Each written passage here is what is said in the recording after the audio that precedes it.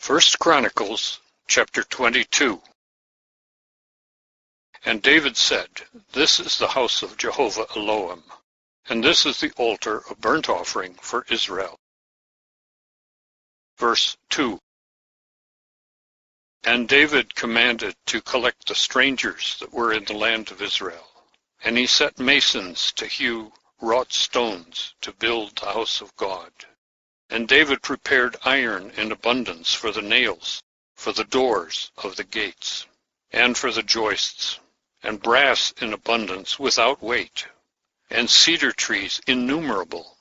For the Zidonians and they of Tyre brought cedar wood in abundance to David. For David said, Solomon my son is young and tender, and the house that is to be built for Jehovah must be exceeding great in fame and in beauty in all lands.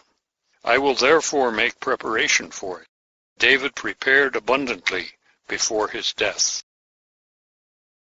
Verse 6. And he called for Solomon his son, and charged him to build a house for Jehovah, the God of Israel. And David said to Solomon, As for me, my son, I was minded to build a house unto the name of Jehovah my God.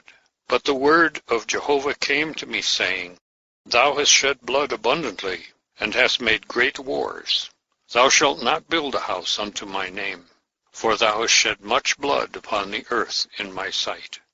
Behold, a son shall be born to thee, who shall be a man of rest, and I will give him rest from all his enemies round about. For his name shall be Solomon, and in his days I will give peace and quietness unto Israel. He shall build a house unto my name, and he shall be my son, and I will be his father, and I will establish the throne of his kingdom over Israel forever. Now, my son, Jehovah be with thee, that thou mayest prosper and build a house of Jehovah thy God, as he has said to thee. Only Jehovah give thee wisdom and understanding, and place thee over Israel, and to keep the law of Jehovah thy God. Then shalt thou prosper, if thou takest heed to perform the statutes and ordinances which Jehovah commanded Moses for Israel. Be strong and courageous, fear not, neither be dismayed. And behold, in my affliction I have prepared for the house of Jehovah 100,000 talents of gold, and 1,000,000 talents of silver, and of brass and iron without weight. For it is in abundance, and timber and stone have I prepared, and thou shalt add to it.